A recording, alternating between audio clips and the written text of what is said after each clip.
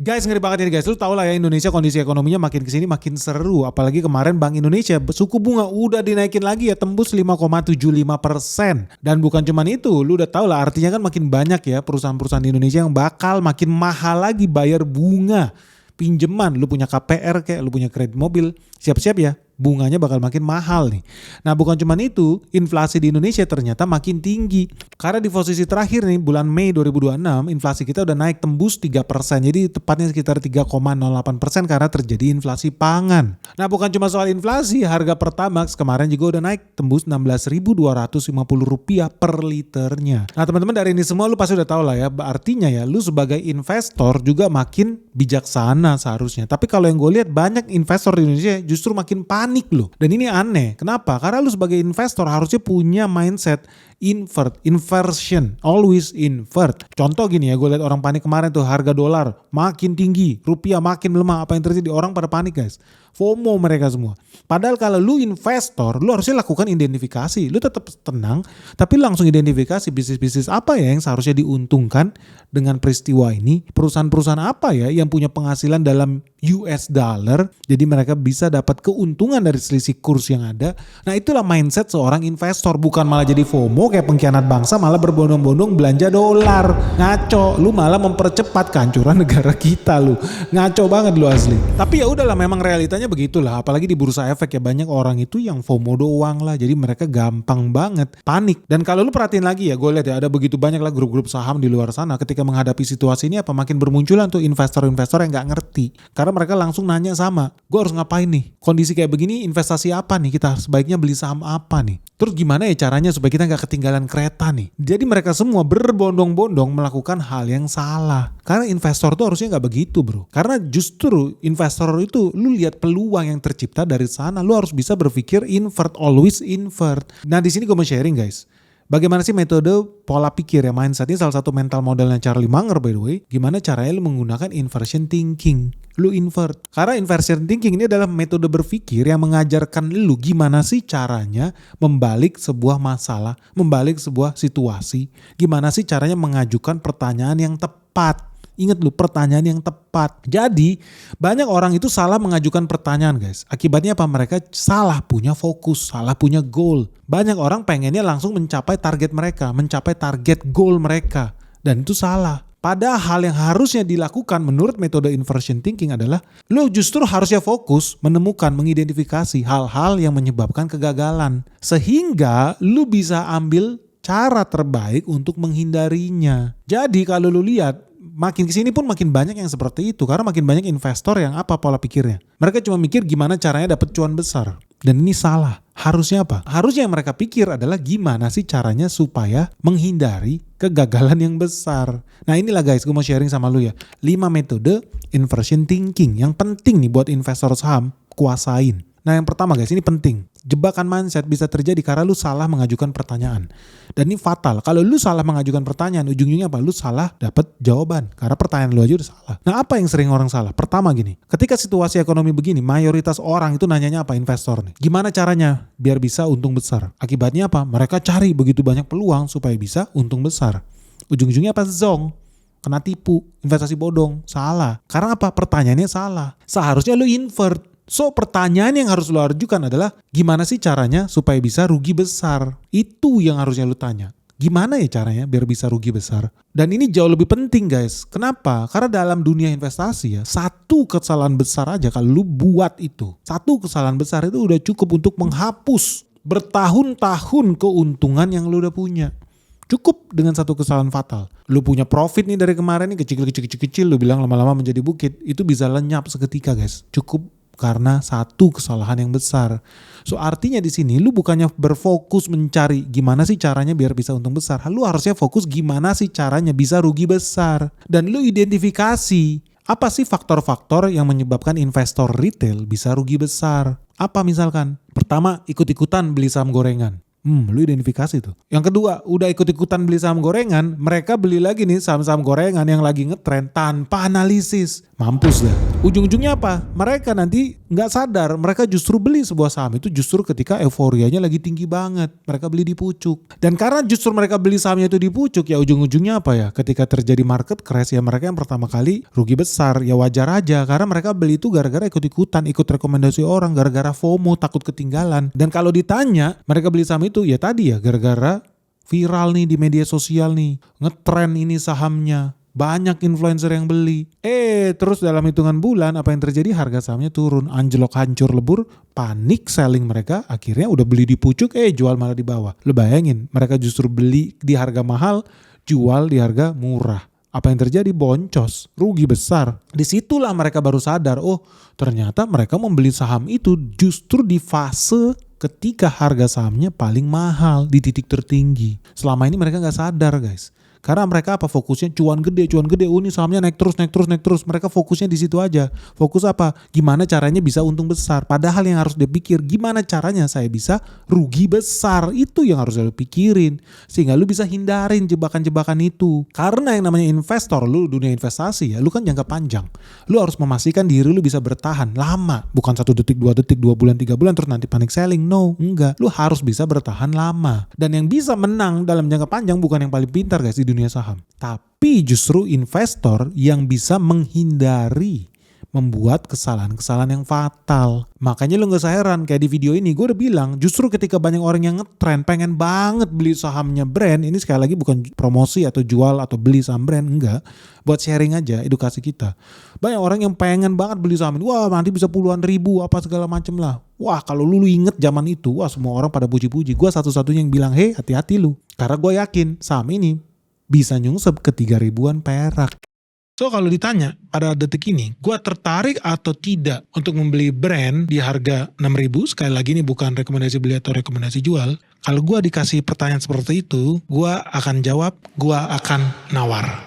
Gue akan nawar dengan diskon 50%, artinya 3.000 perak. Dan kalau gak dikasih hari ini, lu tahu Benix adalah orang yang sangat sabar. Tapi apakah gue pasti beli di harga 3.000-an?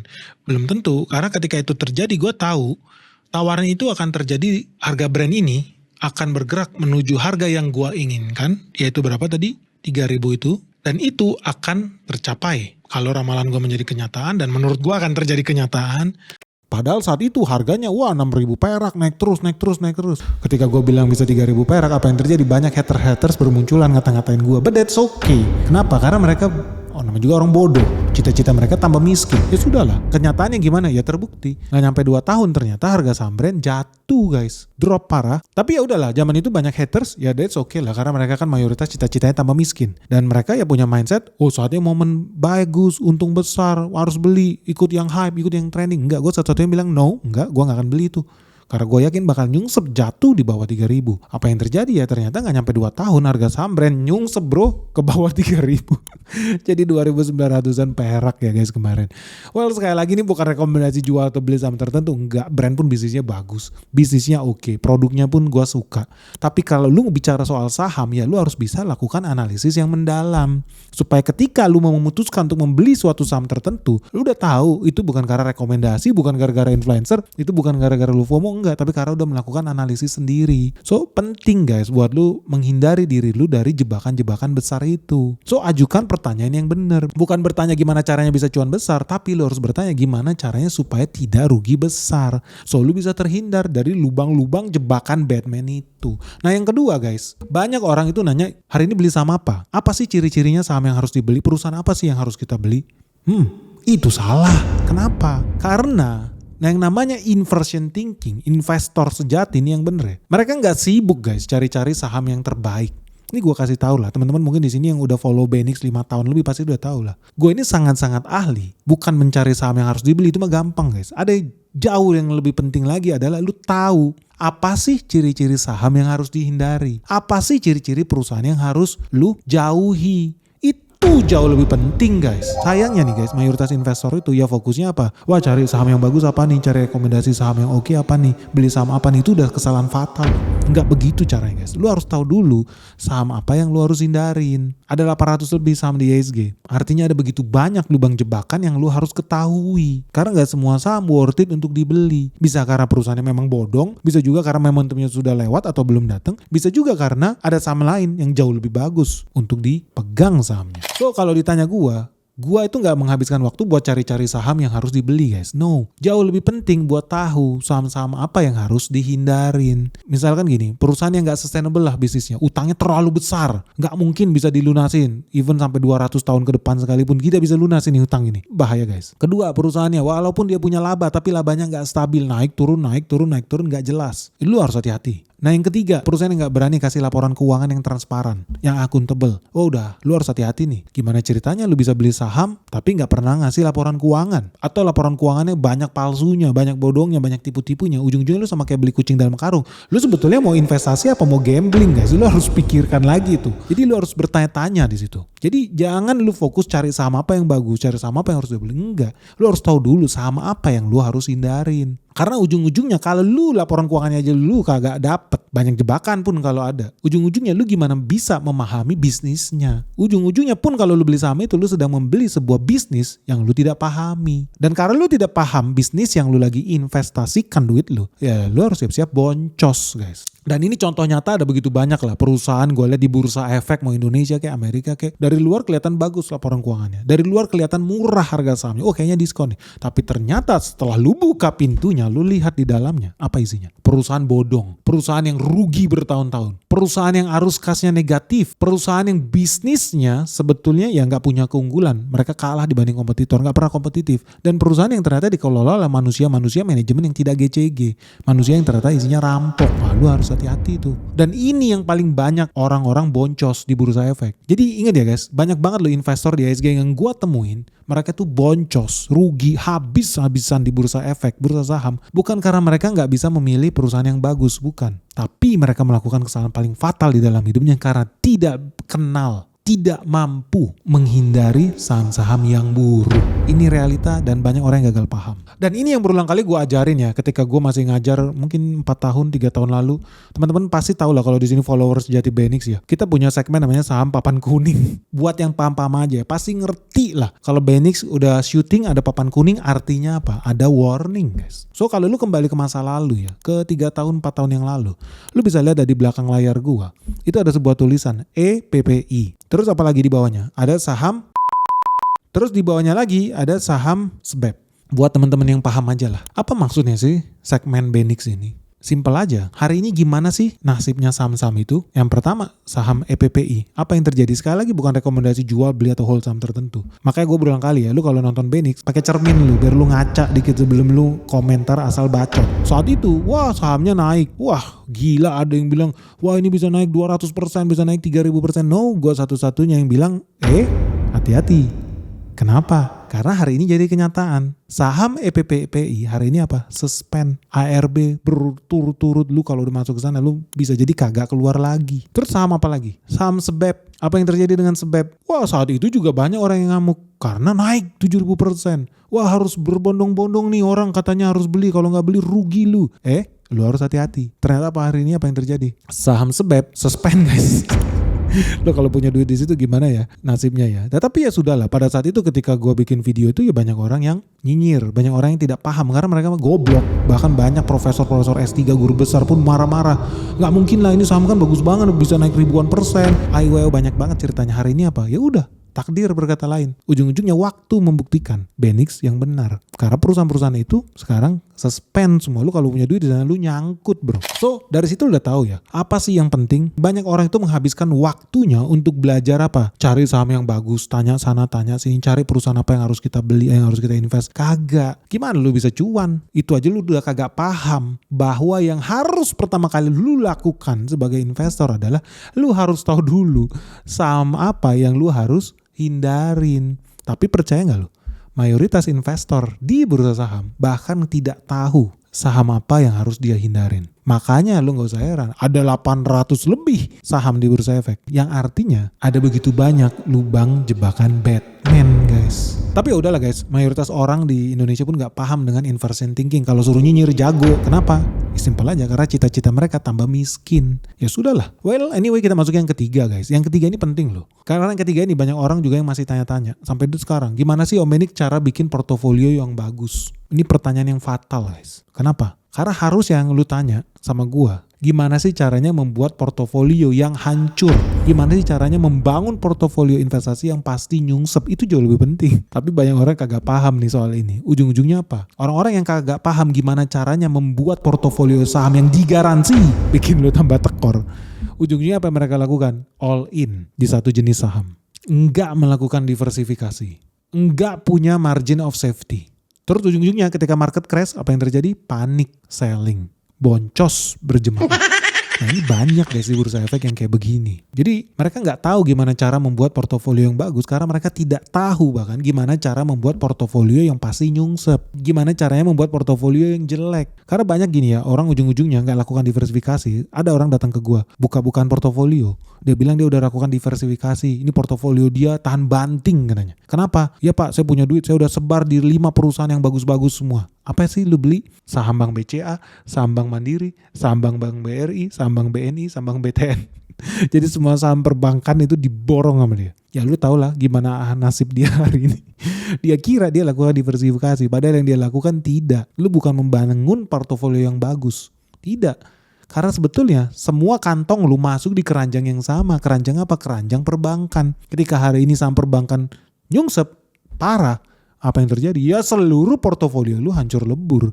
Bahaya lu. Dan ini udah berulang kali gue bilang, lu harus bijak guys. Lu harus paham. Bukan gimana cara membuat portofolio yang bagus, tapi lu harus paham gimana caranya membuat portofolio yang berbahaya, yang pasti nyungsep. Karena kalau lu lakukan apa yang orang itu lakukan, yang merasa percaya diri tinggi dengan masuk ke semua saham perbankan buku 4, apa yang terjadi? Ya gue dari jauh-jauh hari udah bilang sesuai dari video ini. Nah kenapa ini kabar buruk dan teman-teman harus siap ya lihat IHSG itu hancur. Bahkan nanti gue akan kasih tahu juga bank terbesar di Indonesia siap-siap juga hancur. IHSG udah pasti harusnya di 6.000-an. Perkiraan gue harusnya di bawah 6.500 crashnya. Terus bank swasta terbesar di Indonesia, kalau IHSG di 6.500, bank swasta terbesar di Indonesia harus hancur, jatuh sampai di bawah 5.500. So ini realita ya teman-teman, nggak bisa lari. Saham bank swasta terbesar di Indonesia pasti tambah nyungsep, jatuh di bawah 5.500. Apa faktanya hari ini? Bank BCA sahamnya nyungsep di bawah 5.500, kemarin jatuh tuh ke 5.400. Terus gimana orang yang melakukan diversifikasi itu, yang merasa sangat hebat dengan portofolio perbankan dia 5 jenis bank semua dia beli? Apa? Coba kita lihat ke Bank BRI, apa nasibnya? Dan teman-teman udah tahu kan ya nasib bank buku 4 akan seperti apa. Plus lagi di sini royal banget bagi-bagi dividen. Gua rasa gua pun terlalu baik hati ketika gue bilang sahamnya bakal ke angka 3.000-an. Setelah gue lihat hari ini, bisa-bisa jatuh ke 2.000-an guys, jatuh ke bawah 3.000. Di situ gue bilang saham Bank BRI bisa jatuh ke 2.000-an guys. Ada yang percaya sama gue? Kagak. Ingat, mayoritas investor di Indonesia cita-citanya apa? Boncos. Tapi hari ini ramalan Benix jadi kenyataan. Karena kemarin harga saham Bank BRI jatuh ke 2.900-an. That's the reality. So inilah orang-orang yang tidak punya mindset, tidak paham gimana caranya membuat portofolio saham yang jelek, yang bobrok. Ya udah pasti nyungsep. Udah beli bank BCA, beli lagi bank BRI, beli lagi bank ini, beli lagi bank ini. Ketika semuanya anjlok, ya udah lu habis dah. Karena apa? Ya mereka mengajukan pertanyaan yang salah. Mereka tidak punya mental model untuk berpikir inversion. And that is the most important thing guys. Banyak orang sok pinter, sok tahu. Padahal pengen cepet-cepet kaya, pengen cepet-cepet cuan, pengen dapet saham-saham yang bagus tanpa tahu dulu. Hati-hati, lubang jebakan ada banyak loh di bursa saham. Hati-hati loh. Artinya apa? Ya lu harus tahu gimana caranya punya mental model yang tepat. Dan sebetulnya dunia investasi itu sangat-sangat simpel loh. Cuman banyak orang udah terlalu ribet dengan hidupnya, dunianya, bisnisnya, usahanya. Ujung-ujungnya ya mereka jadi punya metode investasi sendiri yang sebetulnya ngaco. Nah ini yang keempat nih, sering nih. Om Ben, gimana sih formula beli saham yang benar? Gimana sih rumusnya beli saham yang benar? Salah, bukan itu. Karena kalau lu paham mental model inversion thinking ini, lu pasti paham banyak investor yang sukses di dunia saham itu ternyata nggak pakai strategi yang rumit. Salah. Strateginya bahkan super simple. Nggak pakai formula ajaib. No, nggak ada. Lu cukup tahu tambah kurang kali bagi udah selesai. Nggak pakai rumusan aneh, nggak. Ngaco itu. Jadi harusnya lu bukan tanya formula apa nih Om Benix. Pakai hitung-hitungannya gimana. Gimana sih rumusnya membeli saham yang bagus. No, bukan itu. Lu harusnya fokus ke apa sih kesalahan-kesalahan yang dasar, yang simple, yang sebetulnya bisa lu hindarin. Bukannya lu fokus dengan formula-formula ribet, ujung-ujungnya apa? Lu beli candlestick, lu percaya lilin-lilin gak jelas, ajaib itu, ngaco. Padahal dunia investasi super simple. Apa? Ya lu beli harus tahu bisnisnya. Jangan lu beli saham tanpa lu tahu bisnisnya. Lu jangan trading gak jelas. Bahaya. Yang ada apa? Broker lu tambah kaya raya. Lu nyungsep. Disuruh beli di harga atas, jualnya di harga bawah. Kapan kayanya lu? Goblok banget asli. Terus apa? Emosional. Oh ternyata banyak orang beli saham itu jual beli saham pakai emosi. Salah. Pakai logika lah. Lu pakai logika pikir yang jelas lah. Tapi karena mereka banyak main emosi, ujung-ujungnya apa? Kaget dengan volatilitas pasar. Ujung-ujungnya apa? Mereka panik dalam jangka pendek. Dan karena mereka tidak tahu apa yang mereka beli, mereka nggak tahu volatilitas jangka pendek itu dalam jangka panjang justru malah bagus. Tapi kenapa mereka panik? Karena mereka tidak sabar membeli saham mereka dalam jangka panjang karena mereka tidak tahu perusahaan apa yang dia beli. Nah ini hal-hal yang sebetulnya mereka bisa hindarin. Dibandingkan ribet ngapalin rumus-rumus yang kompleks, no. Lu harusnya tahu dong hal-hal apa yang paling basic yang lu harus bisa hindarin. Karena contoh nyatanya ya banyak investor yang sukses di IHSG itu nggak pakai rumus-rumus yang ribet guys. Cukup beli perusahaan yang bagus, perusahaannya ini tahan dalam jangka panjang, bisa bangun terus neraca mereka, balance sheet-nya bagus, punya manajemen yang oke, dan lu sebagai investor nggak usah gampang panik lah ketika harga saham lu turun, karena toh lu udah tahu apa yang lu beli. Dan jujur aja nih, dalam banyak kasus ya, investasi yang cuannya gede, itu justru menggunakan metode investasi yang paling sederhana guys, yang paling basic. Nah makanya sayangnya ya banyak orang yang gak paham bahwa dunia investasi saham itu sangat-sangat mudah, sangat-sangat gampang. Makanya kalau lu masih belum tahu gimana sih caranya ya investasi saham yang bener, yang simple, yang sederhana, lu harus segera join di Sekolah Saham Benix season 10. Karena cuma di sini lu bakal diajarin metode investasi yang paling logis, paling simple, paling sederhana, khusus pemula. Lu udah bisa ngitung saham sendiri. Gak pakai rumus-rumus yang ribet. Lu cukup ngerti yang namanya tambah, kali, jumlah, bagi. Selesai. Semua bisa menghitung dengan sangat-sangat sederhana. Jadi lu harus segera daftarkan dirimu di Sekolah Saham Benix season 10. Mumpung lagi ada diskon nih 25% ya. Buat 25 orang pertama yang daftar sebelum tanggal 25 Juni 2026 guys. So gimana nih guys? Gue udah sharing sama lu metode investasi yang namanya inversion. Yang ternyata mengajarkan bukan gimana caranya cepet kaya. Bukan gimana caranya cuan besar dari saham. Tapi justru gimana sih caranya tidak boncos di bursa efek. Unik ya pendekatannya ya. Tapi jujur aja, gue sangat-sangat diuntungkan ketika gue tahu metode ini. Justru malah makin profit guys. Tapi jujur-jujuran aja menurut gue metode inilah metode investasi yang paling simple. Gak pakai ribet dan sangat realistis. Karena ya faktanya di pasar saham, di bursa efek, lu gak kehilangan duit lu, itu jauh lebih penting. Dibandingkan ya lu mungkin bisa cuan, tapi itu cuma sesaat. Dan itu fake guys. Ujung-ujungnya apa? Lu kejebak di saham-saham FOMO, di saham-saham gak jelas. Dan itu memang jauh lebih penting loh. Ingat ya gue suka bilang, mayoritas investor di bursa efek itu nyungsep karena apa? Dia hobi gali lubang. Gali lubang jebakan buat dirinya sendiri. Jadi dia sendiri yang menyungsepkan dirinya sendiri ke lubang yang dia bikin sendiri tanpa dia sadarin. Padahal lu tuh sebetulnya cukup menghindari membuat kesalahan-kesalahan yang besar di bursa efek. Cukup lu. Jangan mempersulit diri lu sendiri. Karena kalau lu bisa mencegah diri lu ya buat tidak melakukan kesalahan-kesalahan yang basic itu, percaya deh, hasil dari investasi lu yang bukan mengejar cuan itu tapi berusaha menghindari rugi itu, ujung-ujungnya berbuah baik loh. Dan dia akan mengikuti dengan sendirinya. Memang mungkin gak cepet, gak kayak seperti saham-saham hype itu, enggak. Karena gini guys, kalau lu bisa pakai mental model ini, inversion thinking ini, lu bisa bawa diri lu untuk menghindari lubang-lubang jebakan itu. Artinya dalam jangka panjang, hasil investasi lu itu biasanya justru bakal membawa profit. Profit yang mengikuti dengan sendirinya perjalanan investasi lu. Nah menurut teman-teman gimana guys? Kan tadi gue bilang ya ada 5 jebakan nih mental model yang sering banget menjebak investor di Indonesia. Tapi gue baru sharing 4 nih. Mana sih dari 4 ini yang paling susah buat lu lakukan guys? Metode inversion thinking ini. Dan yang kelima guys, gue mau tanya sama teman-teman deh. Jebakan mental model apa yang kelima nih? Yang paling sering menjebak investor di Indonesia. Pertanyaan yang apa yang salah yang mereka ajukan? Harusnya mereka bisa invert tapi mereka nggak lakukan. Share dong dari pengalaman kalian seperti apa. Lu pernah cuan nggak pakai metode inversion thinking ini? Kalau gue sih sering guys. Nah kalau teman-teman gimana? Share dong kalian pakai metode yang mana dari yang udah gue share. Dan mana yang menurut lu paling penting sebagai investor di bursa saham Indonesia. Oke guys, ditunggu masukan kalian, komentar kalian di kolom komen yang di bawah ini. Jangan lupa ya segera like video Benix sebanyak-banyaknya. Jangan lupa subscribe. Semoga video kita bermanfaat. Salam sehat, salam cuan. Bye-bye.